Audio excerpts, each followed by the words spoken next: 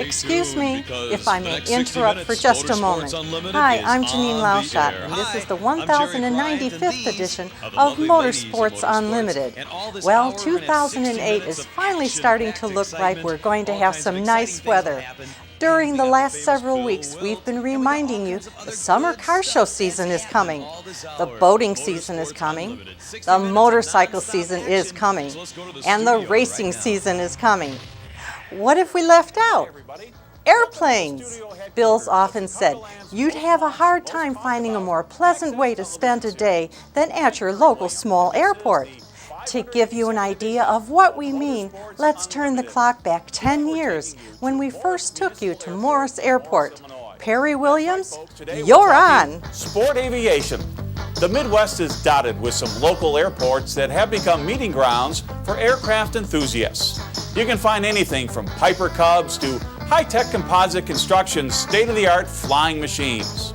Along with fascinating equipment come some of the nicest and most interesting people you'll ever encounter. Join us today as we visit one of these very special places.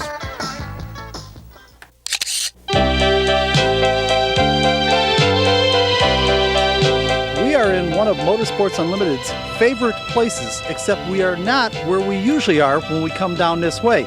Let me see if I can explain. We take you to the Illinois River all the time.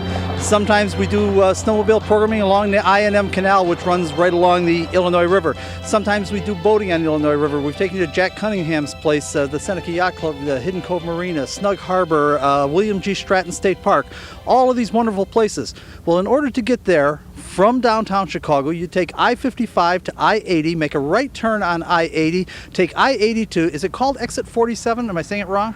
It's Route 47. It is Route 47. Route 47. Okay, to Route 47, and you make a left turn at Route 47, and you go to the William G. Stratton State Park and the town of Morris and all that. If you make a right turn, as we have explained before, you go to Grundy County Speedway, where we've taken you for stock car races and midget races on several occasions over the years. Well, if you go a little further on 47, you get here. And where is here? This is the Morris Municipal Airport, James R. Washburn Field. And you are? I'm Debbie Nelson. And Debbie Nelson is the head honcho here. She knows everything there is to know about airplanes and everything there is to know about the Morris Airport. Am I right? Well, my husband does actually. He's the manager of the airport. I just kind of help out. We plan an air show in over Labor Day weekend too. Yes, let me explain how this works. For the past 2 or 3 years, Debbie and her husband have been trying to get us to come down here and do the air show, and we're either booked or we can't get it done or what have you. So this time I said, I know the air show is a long way away, but we'd love to come down and show off the airport, because you're going to see on today's program, this is a wonderful, wonderful place to visit. You don't have to wait until the air show. You can come down literally at any weekend, right? Lots of folks come down here. Lots of people are here. The airport's filled. We've got anywhere from our breakfast buffet to a lot of antique airplanes and skydiving. That's exactly right. And this is one of these wonderful, and Chuck, I'm going to ask you to do this, and I know I'm risking it because we're going to have cars in the way. Broaden your shot real broad and swing over it. I want you to show the cornfields across the street, and including the farm all the way over there. You can take your time getting back. I want the audience to see now this. I know we're going to do skydiving, huh? Yeah, you're going to be the one. You're going I know, up. it's me, right? Yeah, that'll be the day. In any event, I want the audience to know that this is a wonderful rural area and a wonderful way to spend a Sunday afternoon. Plus the fact that airports are a little bit like every other motorsport facility. There's always something technically interesting there. I've already spotted at least 3 or 4 airplanes that are really interesting. Yeah, any given Sunday you could have any number of type of airplanes flying in and out of Morris, and some are based here too. Now, I'm surprised we call this Morris because, again, in a way of helping our audience understand, when you get off I-80 on the 47 exit, Morris is to the left or south of I-80, and Yorkville is to the right. How come this isn't Yorkville Airport? Well, it's closer. It's only 3 miles north of Morris, and it's owned by the city of Morris. I guess that makes sense then. They're the ones that own it. So today we're going to show you some wonderful airplanes. I also want to show you another, I'm trying to get you off of those couches, away from those television sets, and get you out in the air a little bit. This is a wonderful rural setting, and I can tell you I have spent many, many pleasant afternoons going to small airports, not necessarily this one, but small airports. They're sort of a joy in and of themselves, aren't they?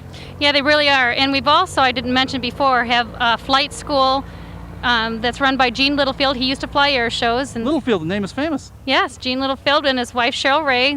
She used to wing walk, and so he has the maintenance shop and the flight school. So, and aerobatic training, you get the whole ball of wax here. Well, I'm going to tell you something, folks. We are going to enjoy our afternoon here today at Morris. Let me say it right. Boy, that's a big name for a little airport. Morris Municipal Airport? Right, James R. Washburn Field. And what makes our airport unique, though, is the people. We've got a lot of neat people that hang out here. Absolutely, and like every other kind of motorsport, it doesn't make any difference if you're into airplanes or race cars or boats or anything out. These are always very cool people, and as I've said so many times before, there's nothing any of these guys like to do better than tell you about their stuff, whether it's a boat, a car, or an airplane. Am I right? Right. So all you have to do is wander down to one of these airports, go in, spot the person by their airplane, say, tell me about it, and they're happy to do it. Right, anytime. Okay, Debbie, I think we got to get going now. I think we've told people where we're at and what we're going to be doing today, and that we are blocking traffic here, and I hear airplanes revving up behind us right now. So I think it's time for us to go and take a look at some airplanes. Bill's right, and boy, do we have a bunch to choose from. Let's start by joining Susan and see what she found.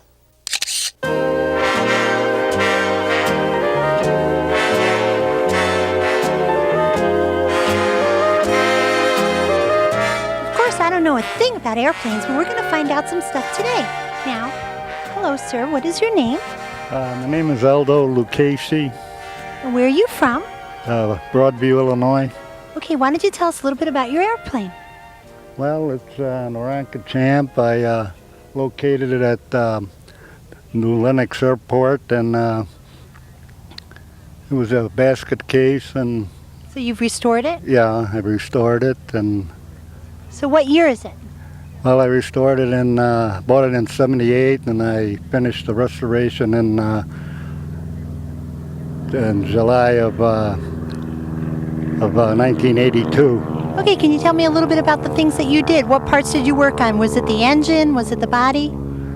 Oh, the engine we didn't have to work on. We had to work on the fuselage, welded new tubings in, and put all new fabric on it, and So the interior too? yeah.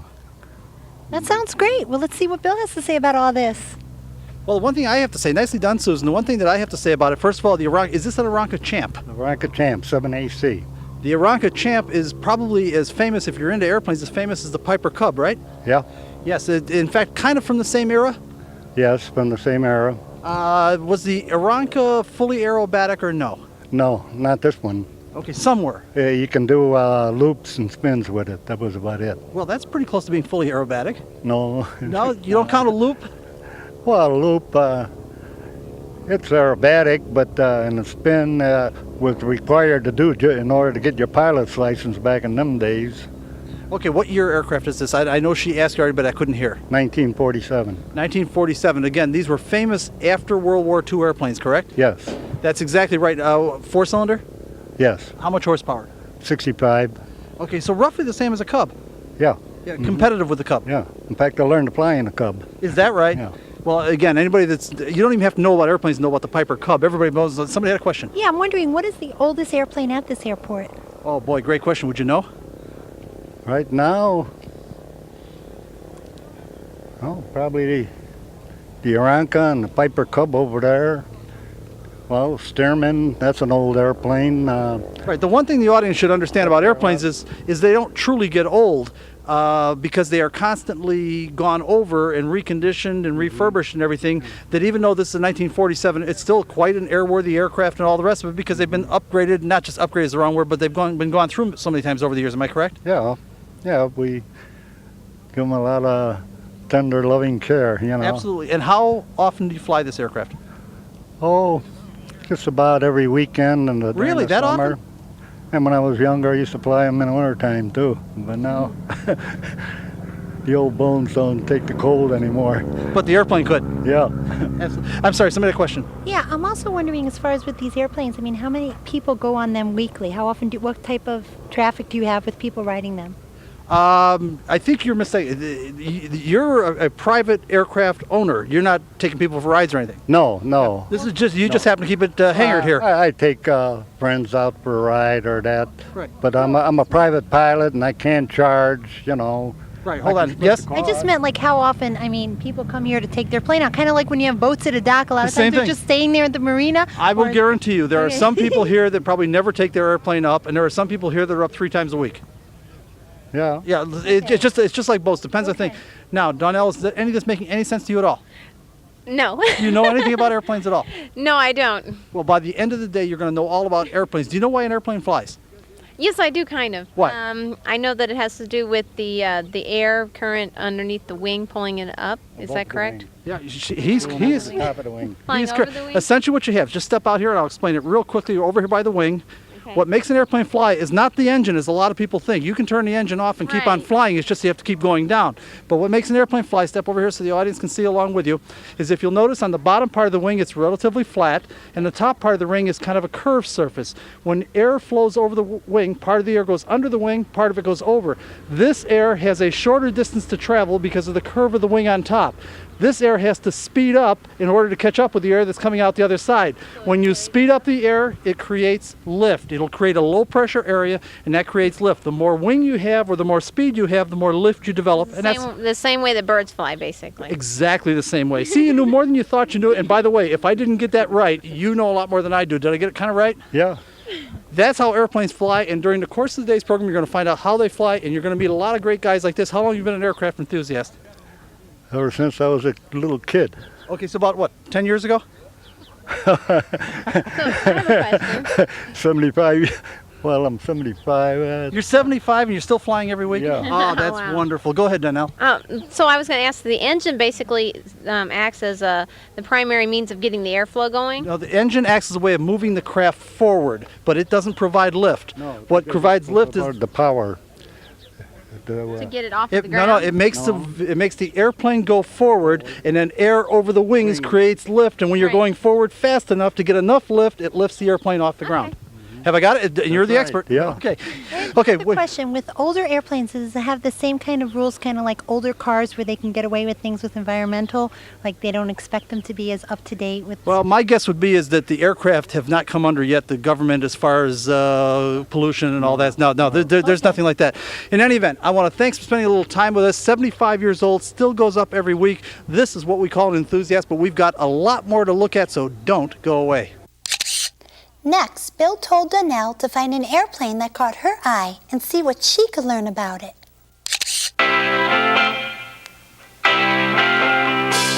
As you probably figured out, I don't know anything about airplanes either. This looks like a lot newer model than the one we just looked at, so let's find out a little bit about it. Hi, what's your name? Hi, I'm Mark Blackwell. And so is this your aircraft? Yes, it is. And where are you from? Wilmington, Illinois. Okay, can you tell me a little bit about this? For example, I noticed that you have like these covers on the bottom of the wheels. I'm just curious, what's that for? I mean, well, some of the wheels are exposed, some of them aren't. What's that for? Good. Those are wheel fairings, and they're supposed to make the plane go faster. Some guys think they do, but most airplanes do benefit a little bit from them, making the wheel a little bit more aerodynamic. The teardrop shape produces less drag than that round tire zipping through the air. Oh, okay. And so this airplane is like very small. What is it used for? What do you use? I use it for cross-country flights. My parents live in Alabama, and I like going down to see them quite a bit. It gets me there in 2.5 hours, and the drive is 12 hours, so it's pretty neat. I feel like I'm in my little time machine when I get in this thing. It's great.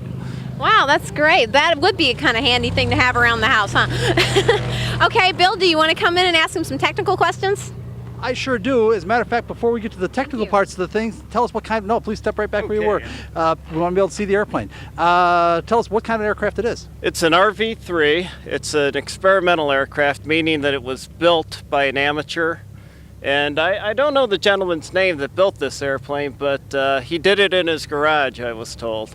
It was finished in 1977, and I've had it for about 3 years. It had 3 previous owners.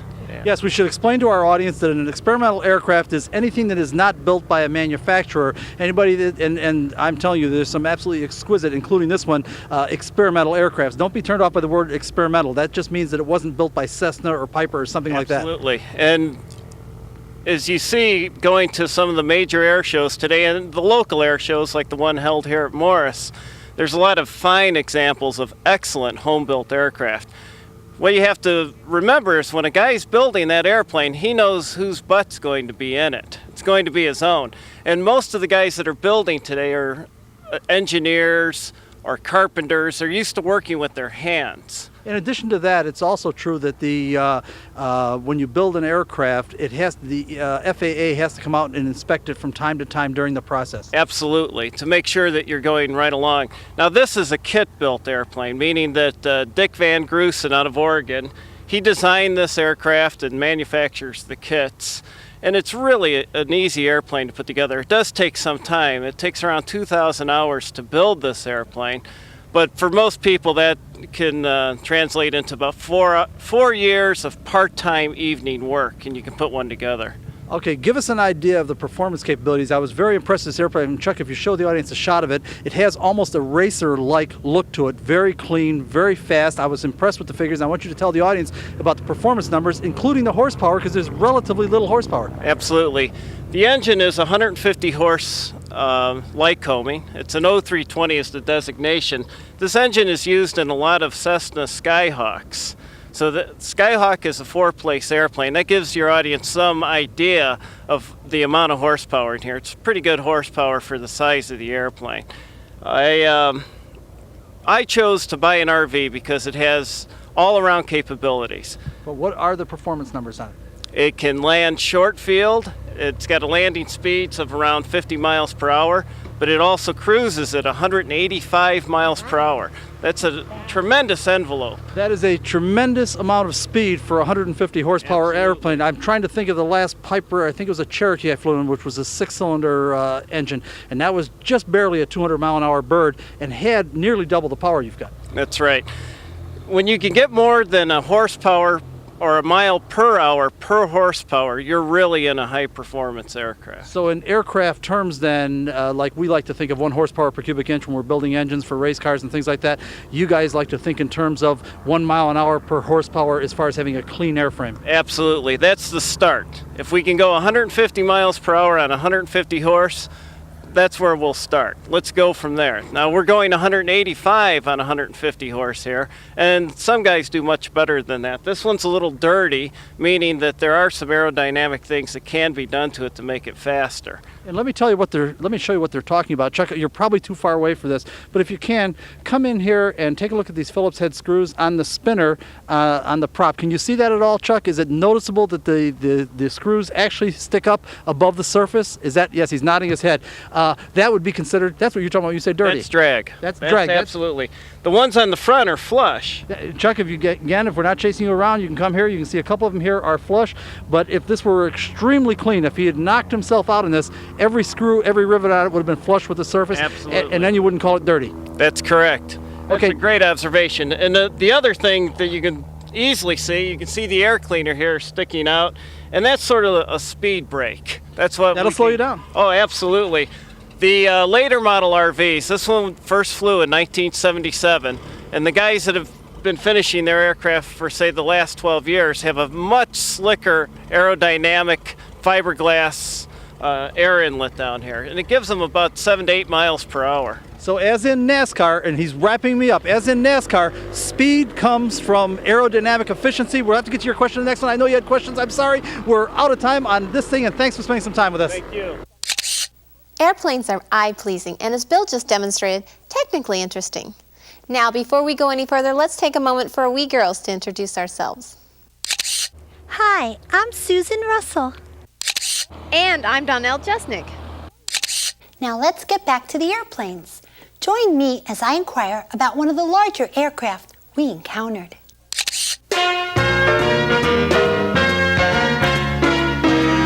This is a much bigger airplane than the other ones. Hey Bill, I get the big one. Now this one has room for 4 people. Let's find out a little bit about this plane. Oh, there you are. And what is your name, sir? I'm Robert Bushby. And where are you from? From Minooka, Illinois, just about 10 miles from here. Great. Well, tell me a little bit about your plane. Okay, it's a Fairchild. It's built in 1946. It's got 200 horsepower. It's actually a 1938 design that they kept building. They quit building them in 1947. This is one of the last ones built. Okay, that sounds interesting. Now tell me a little bit about this plane. Where do you take it to? Well, I go to the pancake breakfast mainly in the summertime. It's just a hobby. It's just a lot of fun. We don't really go anywhere. It's just go up, fly around, and see your friends at neighboring airports. And when you tell me the horsepower, how fast does it actually go? Well, it's got a lot of horsepower, but it only goes 125 mile an hour. As I say, it's an older design, and it's not as efficient as the new ones. Well, that sounds pretty fast to me. Now, has it had any restoration or modifications? This aircraft was completely rebuilt in 1988, which was the second rebuild on it. And the new materials now, this should go a long time before we rebuild it again. Now, did you actually put in a new engine at that point? I just put a rebuilt engine in about 2 months ago. So the engine is pretty good shape. Well, now, is it the engine that's originally for this particular, or do you do some swapping? No, it's the original type engine. It's just one that needed to be overhauled. All right, well, that sounds great. Let's see what Bill can find out. Well, one thing real quick, I couldn't hear everything from a couple, I should say one thing, a couple things like usual with me. A couple things. You probably noticed, how much horsepower did you say? 200 horsepower. Okay, we have 200 horsepower and yet the speed is only? 125. Okay, now the reason for that, remember we talked about it with the guy earlier about how clean the airplane is. And if you take a look at it, this isn't clean at all. And Chuck, if you would, all of this stuff here, all of this offers resistance to the air. So it's not a real clean design. Obviously the one that we just looked at was a much more modern design, but that's really what's responsible for slowing the airplane down. Am I correct? That's correct. It's just like NASCAR, and a lot of our audience is NASCAR and Winston Cup fans and all that, and they know how important airflow has become over the years. It literally makes the difference on who wins and who loses, and matter of fact, who can't even qualify, and they all have the same horsepower. Same thing here. That's true, yeah. This old-fashioned airplane just isn't a streamline. You're plowing a big garage through the wind, right? Right, yeah. Okay, now I understand something else that somebody off camera told me, that you were involved with the design of a midget Mustang? Right, yeah. Tell us about it. Well, that was in my younger days, 1948.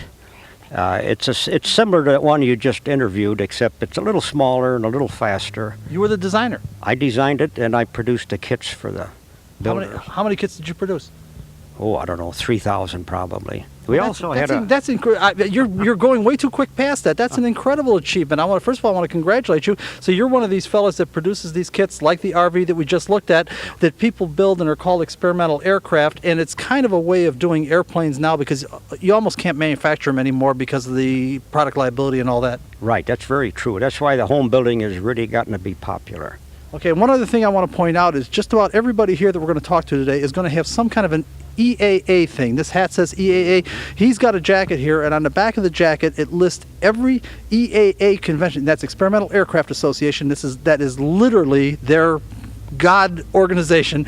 And I understand you have made every EAA convention that they've had. That's true. I've been to every one. Of course, I'm a charter member of the organization. It started back in 1953, and I've been at it ever since. It's grown. Has, I don't know, over 100,000 members now. In fact, there are over 1,000 local chapters, one of which is based here at Morris Airport. Would it be fair to say that without the EAA, we might not have sport aviation today? Oh, that's very true. They're an organization to really get some pat on the backs, no doubt about it. Yeah, they made it possible for me to produce the Mustangs, because the first one I built back in '54 when I got it going, FAA wasn't going to let me fly it.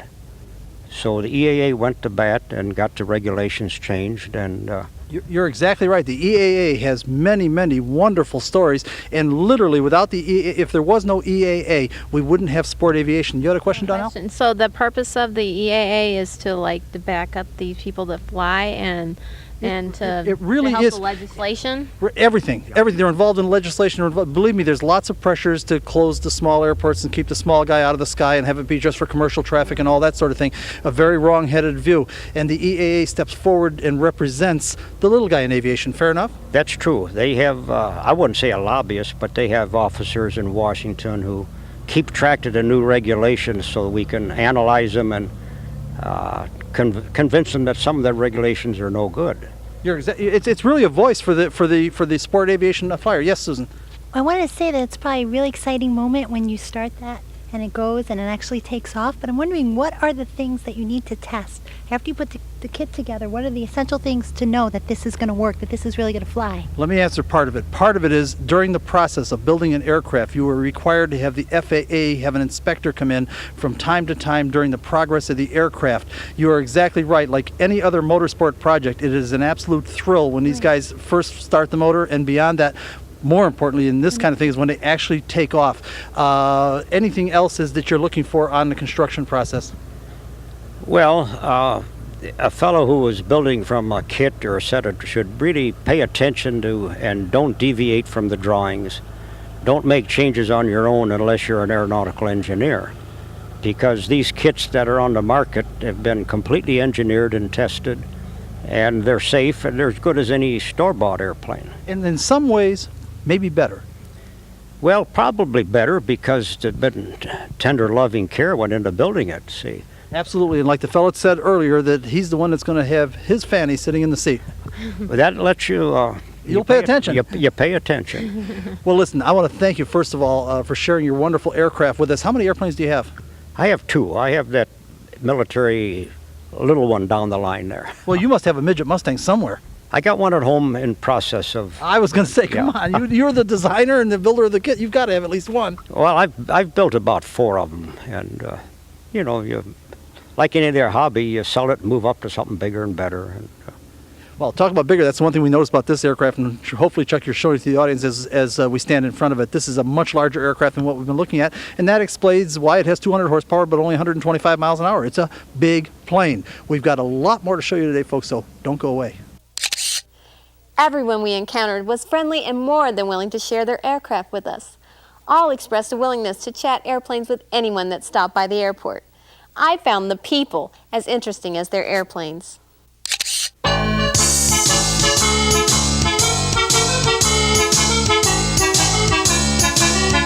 I've heard of a Fiat car, but this is the first time I've ever heard of a Fiat airplane. So let's find out a little bit about it.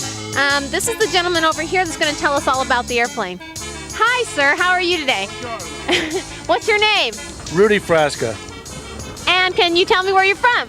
I'm originally from Melrose Park, but I'm down in Champaign now. Champaign. Ah, that was my hometown. Is that right? Champaign, Illinois? Champaign, Illinois? Yes, it is. Is this your airplane? Yeah. I bought it actually it came in from Milan, Italy as a pile of junk, but we brought it here and totally restored it. Changed it from two-place airplane to single-place, put a Russian engine on it, and painted up in the Italian North African campaign of 1940. Wow, that sounds really cool. How much did all this cost to restore it and do all that to it? A lot of money. I don't want my wife to know about it. Oh, wrong question. Okay, well, Bill's going to come in and ask some technical questions. So here you go, Bill. Yeah, first of all, don't run away, because believe me, nobody's going to watch it if I do this, so please step right on in here. Question, what kind of airplane? It's an Italian Fiat G46, built in 1947. How many cylinder engine? Well, it was originally came out with an Alfa Romeo engine, 225 horsepower, but we modified it, put a Russian engine, a 9-cylinder of 360 horse. Oh, you must have had to change the airframe too then. Oh, it's been highly modified, very highly modified. So is this an air racer? No, not a racer, just a very enjoyable airplane to fly. Just for the fun of it? Fun of it, that's right. How many airplanes do you have? Oh, we have about 38 altogether. What do you mean we have 38? Well, we have a museum. Where? Champaign, Illinois. We have an airport, Frasca Field. They have a museum there? Yeah, it's our own museum. We have a couple Spitfires, P-40, Wildcat, Zero. Well, folks, if you're looking for a little longer trip, we have basically a Chicagoland audience. If you're looking for a little longer trip than Morris, maybe you want to take, what's it called, Frasca in Champaign? Yeah, Frasca Field, but we mainly show the airplanes when we have air shows. But it's not open generally. Oh, so it's not generally open. Okay, so don't waste your trip then, folks. Speed, you probably said it. Speed of the aircraft? It's this one cruised along about 215 miles an hour. Okay, that's with this Russian engine? That's right, yeah. And previously? Well, it was a bit slower because of less horsepower. Well, I'll tell you what, and do you do aerobatics with it at all? Oh yeah, we do aerobatics. Yeah, it's a very fun airplane. I'll fly a little while if you want to see it. I'll be taking off and... Love to see it. As a matter of fact, folks, just so you understand, we want to try to understand the sport aviation thing. There are some people that are just in love with building aircraft. There are other people in love with going places with aircraft. And then there are the aerobatic folks, and what they're in love with is doing how would we say, daredevil maneuvers? I guess we could say flips and rolls and what have you. No, we don't call them daredevil. I know you don't, but for show business purposes, we're going to call them daredevil, okay? What do you like? Do you want me to tell you a story on how I arrived at the name of Donnell Lucchesi? Please go right ahead. Well, I wanted to call it originally Povera, excuse me, I wanted to call it Si Vende Pomodori, which means tomatoes for sale. But Italians didn't like that idea, so I thought I'd call it Povera Lucille, which means poor Lucille. Everybody keeps saying poor Lucille, that's my wife. And she didn't like that. So I call her Bella Lucille, beautiful Lucille. She said, that's a nice. Well, apparently you've got just the right wife, am I right? She's a wonderful wife. I really got a real winner. Like in all motorsports, if you're not hooked up with the right woman, this stuff can be miserable. And if you've got the right woman, it's wonderful. Thanks for spending a little time with us, folks. We've got a lot more to show you. Once again, don't go away. Let's take a moment to watch Rudy fire up his Italian beauty.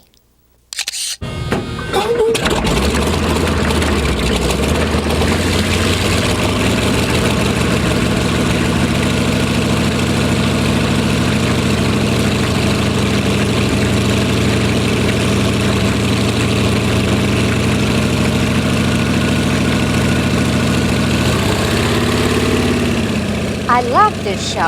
Hi, I'm May Chin, and I'm learning how much fun you can have at a small airport.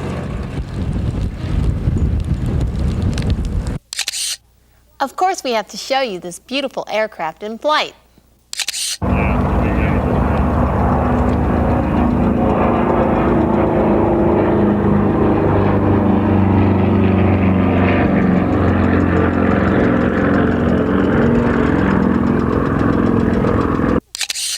Enjoying airplanes is a wonderful way to spend an afternoon, and you'll never know what you might find at these local airports. Here's what we mean.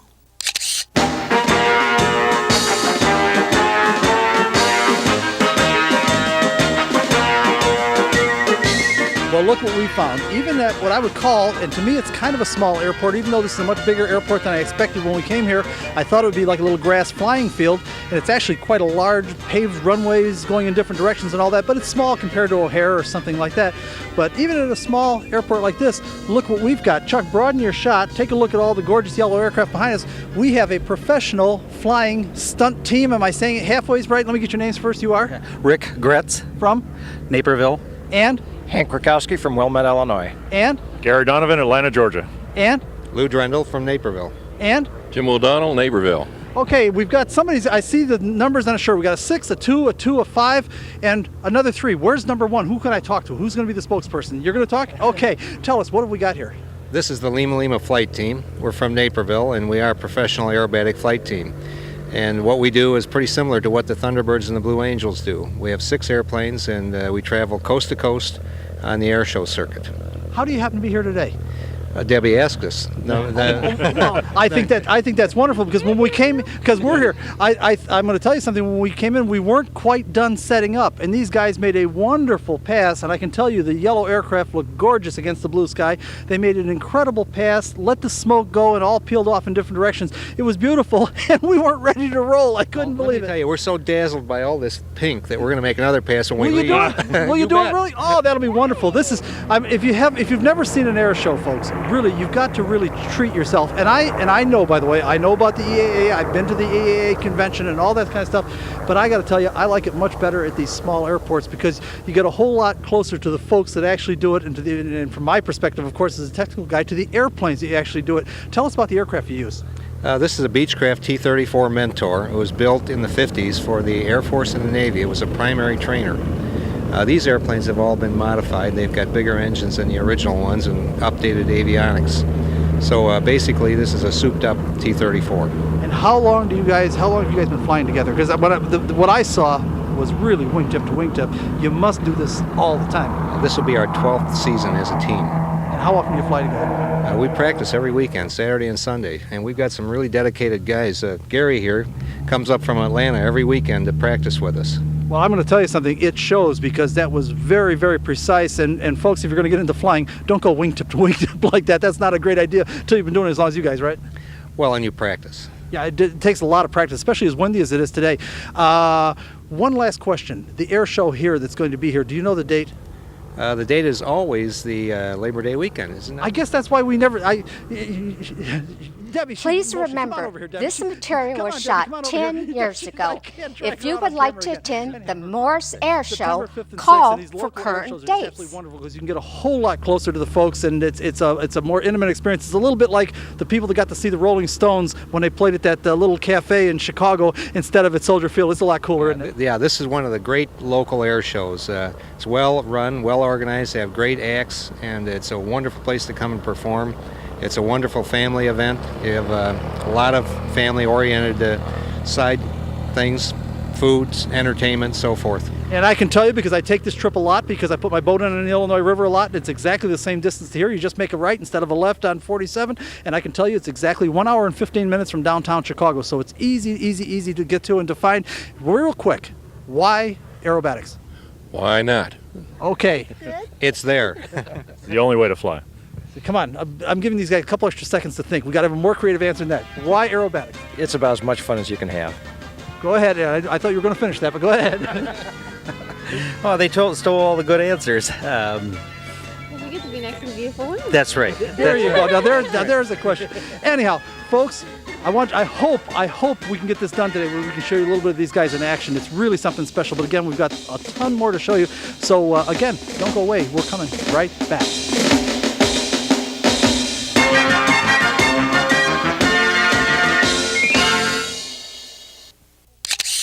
Can you imagine that? A world-famous flying team practicing at Morris Municipal Airport? We later learned that they practice there a lot. Just a tip.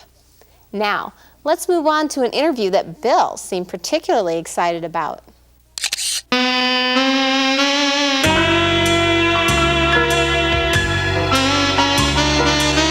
Well, as you can see, there's all kinds of things going on here. Chuck, I'm going to call your attention once again. Pull your camera shot back. We've got a skydiver way up there in the corner that's coming down now. And Chuck can't get the shots to the rest of them. We've got, I would say, at least a dozen skydivers in the air right now. So apparently they have a lot of fun out here on Sunday afternoons. And they're not the only ones that are having fun. I'm really having fun today because anybody that knows Bill Wildt knows that I am going to particularly enjoy this next piece that we're doing. First of all, you are? Madge Gillarette. From?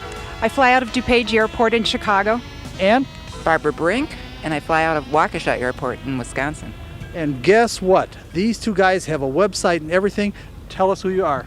We are the Babes in Airplanes. Right. So you know why I'm doing this interview. Tell us a little bit about it. What does that mean? We're a group of women pilots that promote aviation among women in a fun manner. There are so many wonderful aviation groups, but they are all dead serious. We're about going out, eating lunch, and having fun and being safe. Okay, what do you do with the airplanes? Well, we fly them, actually land them, hope not to hit anything big, and we always go someplace that has a restaurant on the field or very close. We invite lots of people to come with us. We had 11 people at a fly-in for lunch yesterday. Wow. Yeah, we've mostly start with husbands and then make them drag their wives along and then talk their wives into learning how to fly. Well, as a matter of fact, she's not far from the truth. And Chuck, I don't know if you can see it or not from there. Probably not. If you can, give it a try, though. Swing your camera shot around. You'll see it says the 47 Cafe or the 47th Cafe. Is that visible at all, Chuck, or do we have a wing right in the way? Can you see it at all there? I hope you can. Can't see it. He's saying no. He can't shake his head. And in any event, the point is, a lot of these little airports do have nice little restaurants, and people make a day out of it, flying from one airport to another and enjoying the restaurants. Absolutely. We like to go flying with our friends. That's very cool, yes. So that brings new meaning to the phrase, let's do lunch? That's terrific new meaning to the phrase, let's do lunch. Now, whose airplane is this? It's mine. Tell us about it. It's a Piper Saratoga, seat 6, has a 300 horsepower engine, autopilot. Every avionics known to man in there, women. We also have... little Freudian slip there, go ahead. We also have a rubber duck on the glare shield up here. One of the things that we've had to do in the Midwest this winter is actually sacrifice chickens to the weather gods, and unfortunately not having a chicken, we actually fly with the rubber ducky on the glare shield to make sure the weather's good. Does it work? Absolutely. We're here today in the sunshine. Okay, how fast is this bird? It'll go about 145 knots. Okay, so 6-passenger airplane, that's a big airplane. It sure is. And how about yourself? You have an airplane also? I rent airplanes and I rent an assortment of airplanes, but they're all Pipers. Okay, so you're both pilots? Mm-hmm. Yes. And that's the name, Babes in? Babes in Airplanes. It's irresistible. Okay. Let me give them. Our website. This is going to be complicated, folks. So get your pencil ready. Give them 5, 4, 3, 2, 1. Here's the website of Babes and Airplanes. www.execpc.com/babes-and-airplanes. And the and is an ampersand. That's the little uppercase 7. Well, folks, I hope you got all that and everything. Here's a couple of girls that know how to have a good time. We know that because they fly airplanes, and they're here today with Motorsports Unlimited, and they're part of a wonderful, wonderful organization that has a perfect title. Now we know why Bill wanted to do that interview. Let's get back to the guys as I go back to work.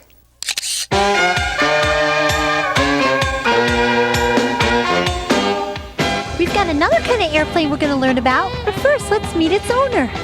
Hello, sir. What is your name? Ben Sayer. And where are you from? I'm out of Brookridge, Illinois, a private airfield in unincorporated Downers Grove. Okay, now what can you tell me about this aircraft? This is a 1977 Rockwell Commander. It's a 4-seat high-performance airplane.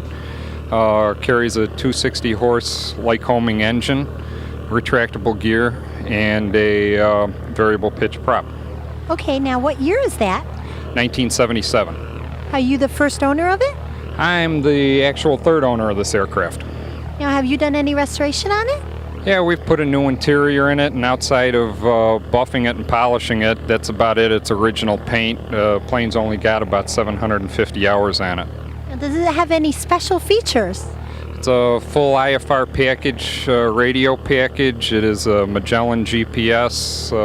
It's got a quiet flight stereo intercom in it with music. It's nicely equipped. So it's a joyride? It is my joyride, yes. That sounds good. Well, let's have Bill come in and find out more about it. Well, not just more about the airplane, of course, it's a great aircraft, but more important than that, I'm sure real sharp-eyed viewers are going to recall Ben. Ben, how long ago did we do a show with you? About 2 years ago we did. Oh, it was more than that. I bet it was more like 4. It could. Then time is catching up on me even worse. And for those of you that don't recall, we did the program. There's a peculiarity in Berwyn.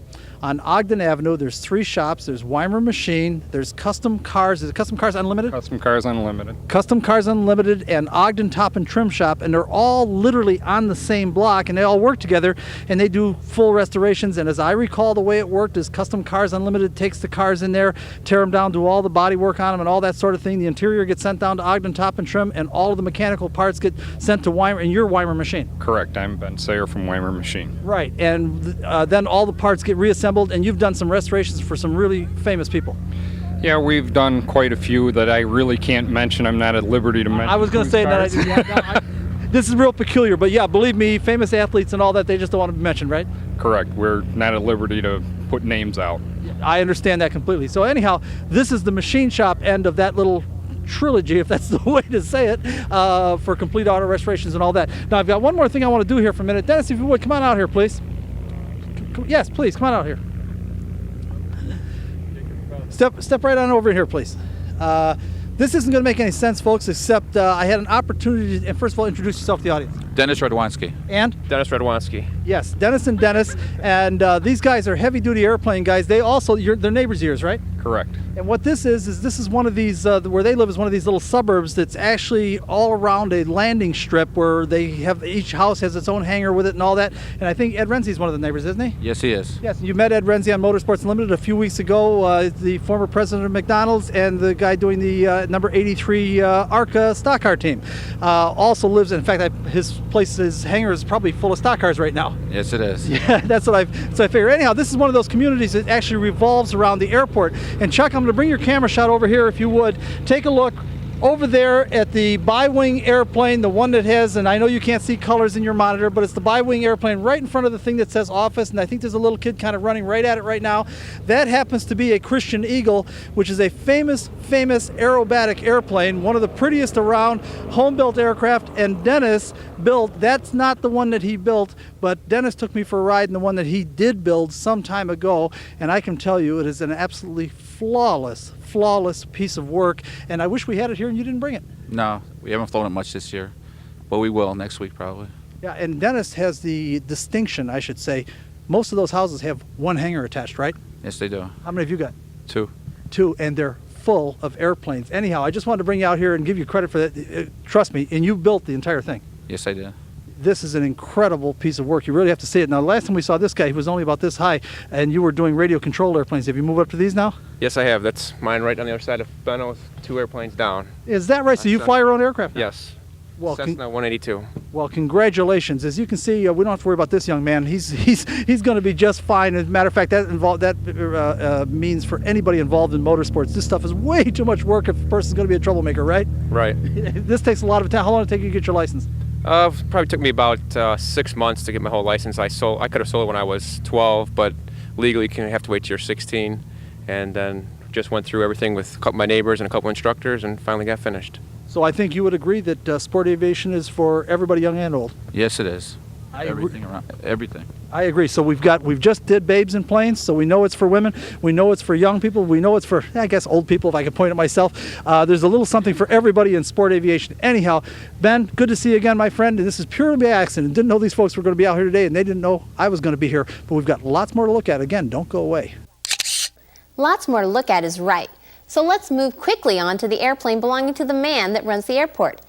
Debbie says she would never hear the end of it if we didn't get her husband's plane on.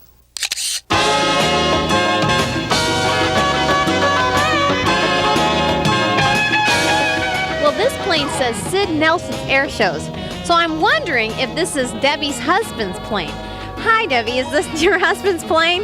Yes, it is. It's a 1939 clip-wing Taylorcraft. Wow. So, what are the special features about this plane? Well, the wings have been clipped to make it do his aerobatics a lot easier. And it has a 160 horsepower engine in it. And the struts have been strengthened to make his air show work a lot better, I guess.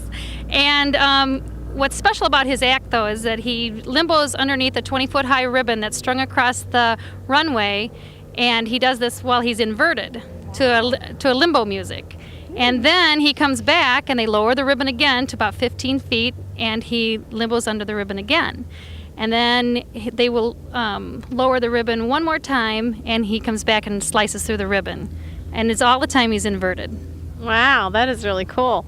So, Bill, do you want to ask her some more technical questions here? Oh, yes, I'm going to do technical questions because she's scared to death that's exactly what I'm going to do. She's scared of a couple things. Number one, I've said it over and over all day today. Debbie is the one that runs this whole shebang down here, the whole airport. She's in charge of everything, including maintenance, services, the whole, isn't that right? No, that's not right. I know, but I'm going to send her husband a copy of the tape, and so it's like she claimed it. It's not true at all, though, right? No, it isn't. My husband, Sid, is the manager of the airport.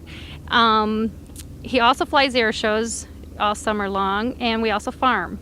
I do have a question about that, though. You said something about going underneath a 15-foot high ribbon? Right. Now, wait a minute. This is about, to these feathers, is a good 8 feet. So a couple more to the tip of the prop, we're talking about, that's 10 feet.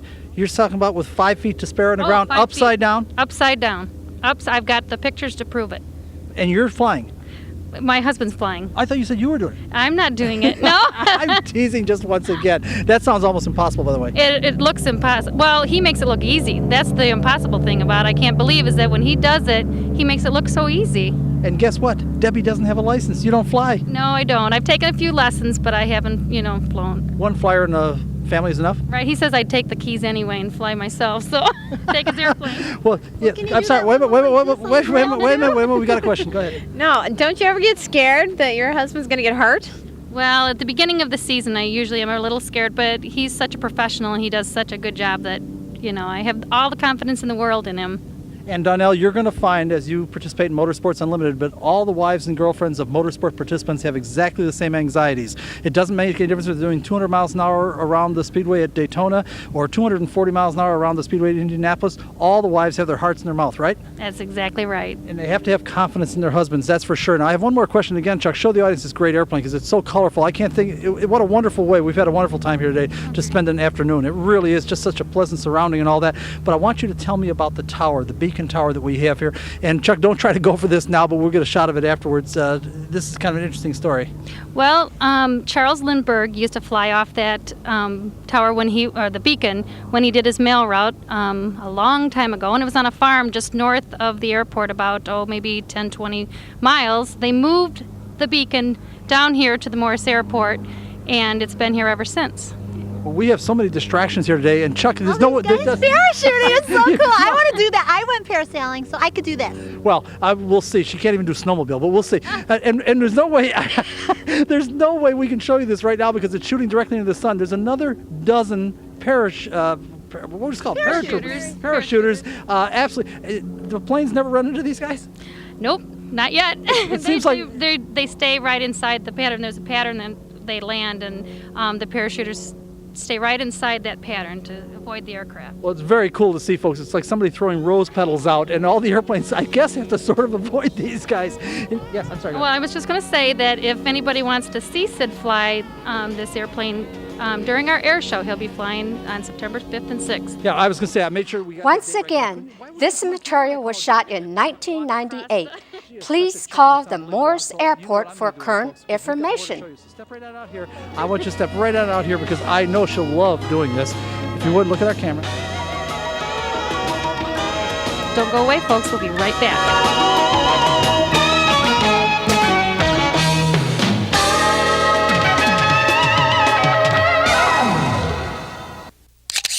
We've got to hurry because the skydiving group offered to take Chuck up on their next jump, and he was anxious to go. First, though, we found two more fascinating people.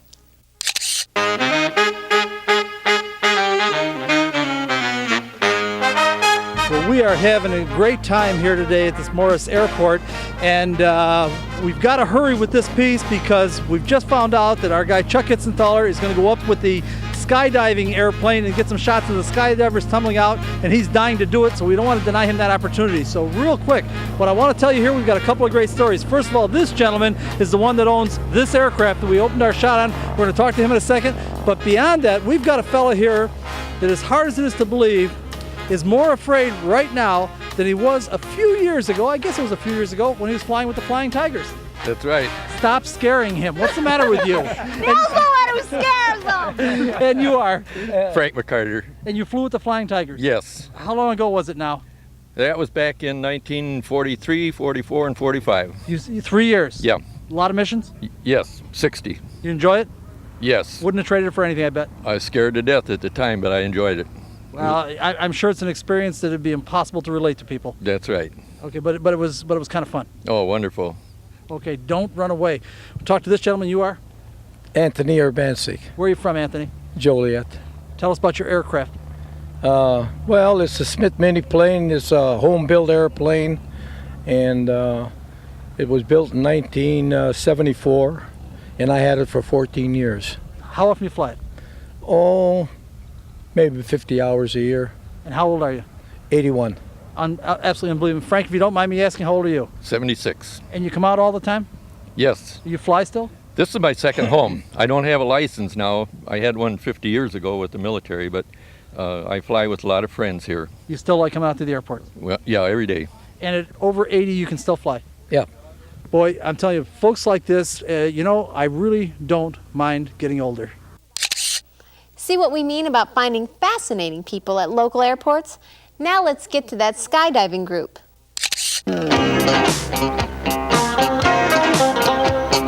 Well, guess what, folks? I suppose the day wouldn't be complete without this. Chuck Hitzenthaler has been dying to go for a ride in an airplane, and they actually have a chute on him and everything. And no, I'm not going to let him jump out, but he's going to get you some great shots of all these guys jumping out, none of whom can explain the reason for jumping out of a perfectly good aircraft. We do have a spokesperson, and you are. I'm Amy. Amy, what are you doing here? I work here. I do the videos for people who are doing their first time jump. Oh, is that right? So they actually do videos? Yeah, they do. Okay, so before we do this, now, what's the name of this operation? This is Skydive, Illinois. We're in Morris. Skydive, Illinois, and we've already explained this is the Morris Municipal Airport, and you guys are going to take particularly good care of my cameraman, right? Oh, yeah. Okay. Don't run away. We've got one more piece of drama here. If I can point this out, please, miss, if you come on over here. Yes, please come on over here. Please come on right on over here. Right on over here. Chuck, I want you to know, buddy, we've got a female pilot on this airplane, so this is, and you are? I didn't say I was a pilot. I just fly it. Well, Chuck, are you sure you want to do this? She's on top of that. She's a comedian too. And you are? I'm sorry, Jennifer. Jennifer Bolger. Tell us about your airplane real quick, because this is Motorsports Unlimited. We want to know about power and speed and all that. This is a kick-ass airplane. It's $1.3 million, 675 horsepower, and it goes up to 15,000 feet in about 15 minutes, 20 minutes. Well, I hope that my cameraman, because we don't have a program without Chuck Itzenthaler, so I hope he's in good hands, and I wanted to get it on record. I'll take care of him. You're going to Do take... you remember he made a remark about a woman pilot? Did you hear that? Yeah, I think so. I think I'll so. take care of him. Give him a little bit of a ride. You got it. That didn't scare Chuck a bit. He loves taking high-risk pictures. Watch.